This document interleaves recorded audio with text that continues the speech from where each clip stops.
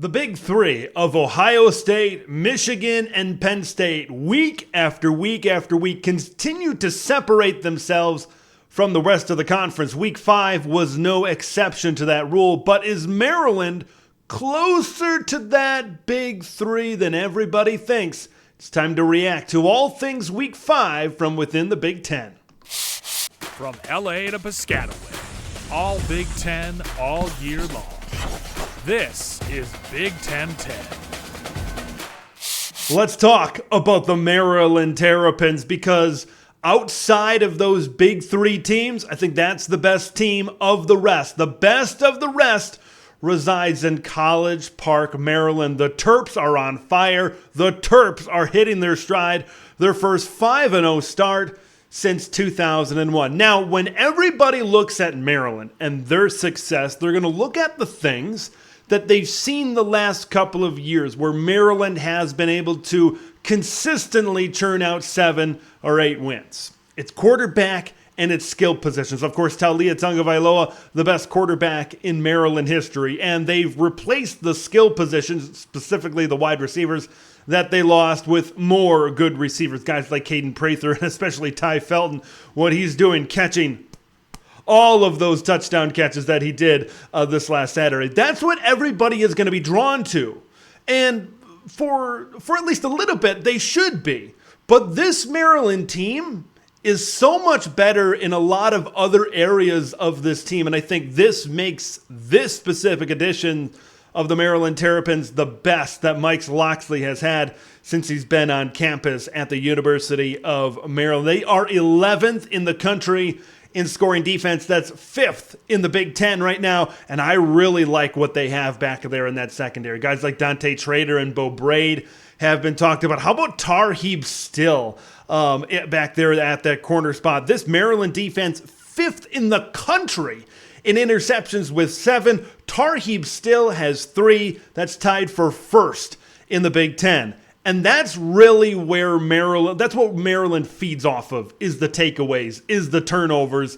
This is a team that has made big strides, big improvements over last year and over the last couple of years on the defensive side of the ball. It's their ability to create opportunities for their offense. That's something that really sticks out to me for this Maryland team. This defense, I think, is a lot better than people think and is one of the better defenses that Coach Locksley has had here on campus the last few years. You got to talk about Jay-Sean Barham as well in the middle. There's a lot of good players on defense. This team is good in the trenches as well. I really like what they have in the backfield running the ball, because Roman Hemby is the guy coming into this season that everybody really focused on, but you've got other guys. Antoine Littleton can run the football. How about Colby McDonald? Any one of those guys can really step up on any given day and win Maryland a football game. Here's the great thing about all of this. We're going to find out exactly where Maryland fits in pretty soon, right? This weekend, big noon Saturday, going to Ohio State and Columbus. Going to have a preview of that here on the channel tomorrow. Very excited about that game. I think that game's a lot closer than people think. The spread indicates a pretty wide margin right now. I honestly think that the Maryland Terrapins can hang around with Ohio State, at least for a little bit, in that football game. Okay, time to time to unfilter Ted a little bit. AP Top 25 poll. Okay, you probably know my feelings on the poll as a whole, so to speak, but I think weren't we in this discussion? Weren't we in this situation last year? Rank Maryland, you cowards. This sounds familiar to me for some reason. How Maryland at 5-0 is not ranked is beyond me. Look, I understand their schedule is not the greatest. I get it. They get behind 14-0 to both Charlotte and Virginia, who are not good football teams right out the gate. But let's dive into this a little bit more. Louisville is ranked number 25 in the country. All right, they're coming off a closer win against North Carolina State this past weekend. Maryland absolutely destroyed Indiana. They made them look like an FCS or a Division II team this past Saturday. Remember that Louisville-Indiana game just a few weeks ago? Right, where Louisville got out to a 21-0 lead, and Indiana had the football on the doorstep and was maybe 6 inches to a foot away from making this a tie game and, who knows, possibly defeating Louisville at a neutral site at Lucas Oil Stadium. Louisville and Maryland have a common opponent. Maryland took them to the woodshed. Louisville just barely escaped the shed. So that's one example, and man, it must pay to be in the SEC. Kentucky, Missouri, Tennessee, LSU, all benefiting from being in the best conference. You know who's the real best conference? It's the Pac-12. The SEC, this is maybe, I hate to use the word bad with the SEC because I still think the SEC is obviously a good conference.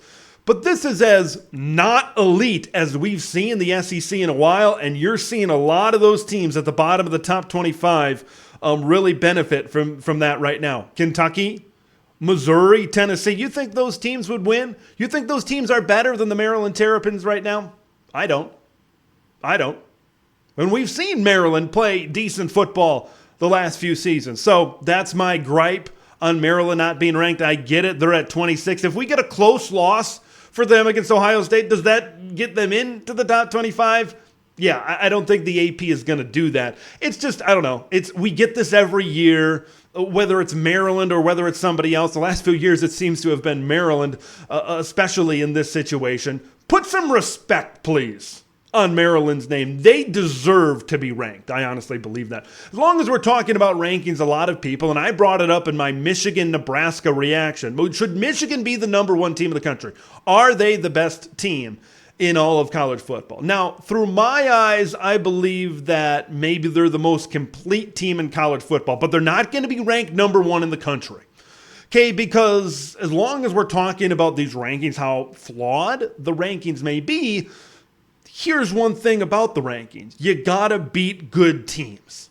Michigan has not gone out, and they haven't beat good teams. Wait a minute, Ted. What about Georgia? Georgia struggled to come back against South Carolina. They had to come back from down double digits to beat a not great Auburn team on the road this weekend. I get it. What did I just say in the last segment? It pays to be in the SEC. But in all seriousness, I don't think it really matters for Michigan right now because they're going to continue to put the whooping on some of these teams. They're probably not going to play a ranked team until Veterans Day, November 11th, when they have to go to Happy Valley to take on Penn State. So Michigan fans, you're going to hear a lot of this. You're going to hear a lot of, well, they're not playing the best schedule or schedule this and schedule that. It's not their fault the Big Ten really drops off after maybe Maryland and Wisconsin. After that, after number 4 and number 5, the Big Ten really takes a steep drop off, unfortunately, here this season. It's not Michigan's fault, but I could really see Michigan putting the whip on a lot of these teams down the stretch before we get to that big November 11th meeting in State College against the Penn State Nittany Lions. They're going to look good, like I said in my Michigan-Nebraska reaction. There's something to be said about teams, a team like in Michigan winning 42-6, 45-7, like they did against Nebraska. There's something to be said about being in a conference like the Big Ten, even though, like I said, it takes a pretty big dip once you get to the middle and the back end of the conference. But there's something to be said if Michigan continues to dominate here throughout this season. Let's talk about the Purdue Boilermakers, right? We were all ragging, kind of bagging on their defense a little bit. Maybe this is the performance they needed against an Illinois team that has weaknesses of their own, especially on the offensive line. Maybe this is the performance the Boilermakers needed to really gain that confidence and really take those next steps as a defense because they were absolutely living in that Illinois backfield. Now, you can say, well, the Illinois offensive line is not very good, and you can throw all these things and all these scenarios out there. But the bottom line is, this is a great performance for Purdue. And this is a performance that can really help grow a young defense. And that's exactly what we might see with Kevin Kane and Ryan Walters going forward. You look at some of these opponents. If Purdue can build off of this, what about the Nebraska game, the Northwestern game, the Indiana game? What about Iowa this weekend? All of a sudden, this is what you're going to see with a lot of Big Ten West teams.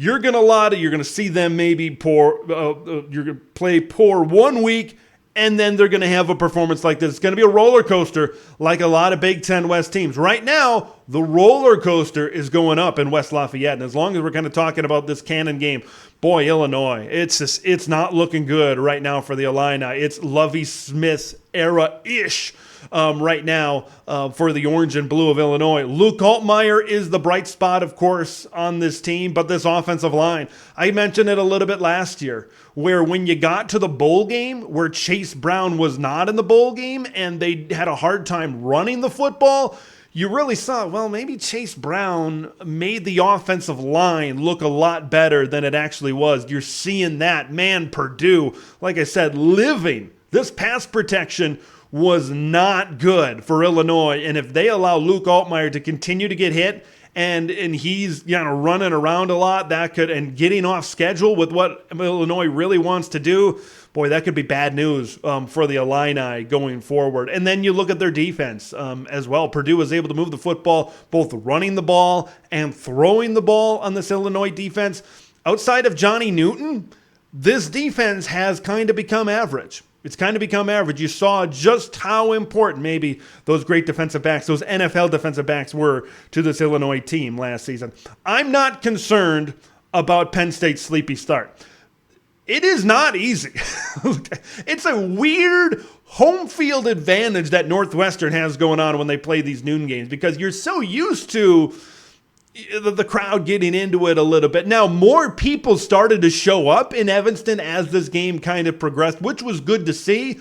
But you saw Penn State really needed to adjust. Drew Aller seemed a little bit out of sync with his wide receivers, which wasn't great. They're starting sleepy, but there's a few issues that, you got to think hopefully Penn State, when they really progress here in this Big Ten season, will really get back on track and you'll really see that form that chemistry once again. But when I look at Penn State, when are we going to get some explosive plays in the run game? I thought maybe we would see it against Northwestern, considering how Minnesota ran the ball effectively against the Wildcats the week before. But once again, it's still pretty methodical, right, for Kaytron Allen and Nick Singleton. You don't see those explosive runs, those big runs. Jake Butt mentioned it on the broadcast, and I'm glad he did. I'm glad I wasn't the only one really noticing that and thinking about that. I'm glad the BTN broadcast team really dove into that during the Penn State Northwestern game. I think we really need to start to see some of these explosive runs. Really nice to see Trey Potts involved. They've got a pair and a spare, 3 running backs situation that can get it done right there in Happy Valley. Let's finish things up with the Iowa Hawkeyes. The big question I have right now with Iowa, how far can Cooper DeJean, the defense, the special teams, how far can they go with that being the catalyst of this Iowa team? And right now, I still think it's pretty far. Okay, the sky is not falling. All things considered, you lost Cade McNamara, you lost Luke Lachey. It sounds like the running backs are going to be coming back this week, if not the next couple of weeks. So if you get Caleb Johnson back, you get Jazz Patterson back, and if the offensive line stays healthy and gets better, maybe this is an Iowa team that can still contend for a West Division title. All the things that haven't gone according to plan so far for Iowa, this is still a team that's 4-1 right now. This is still a Hawkeye team with a good record. This is still an Iowa team with a great defense, a great punter, great special teams. So, you got Deacon Hill. Deacon Hill proved, I think, in the Michigan State game, that at the very least, he's got a big arm. At the very least, he can sling it deep a little bit. Obviously, he's got a ways to go. And I would think going up against a Purdue defense that even though I just said they were dominant against Illinois, they're still a growing and improving defense. You give Deacon Hill a week to prepare for the Boilermakers, and he's going to be better than he was coming in cold out of the bullpen against Michigan State. It seems bad, but everything's fine. Look at this schedule. Home against Purdue. At Wisconsin is going to be tough. Minnesota at home, Northwestern at Wrigley, Rutgers, Illinois, Nebraska. This is still a team that Iowa, that at least through my eyes, is 8-4 at the worst. And like last year, there's a lot of defectors. There's a lot of critics right now saying things about Iowa. and maybe saying, well, here we go. Now you don't have Cade McNamara. Now you don't have this. You don't have that. It looks like this. It looks like that. Oh, here we go. But this is still Iowa football.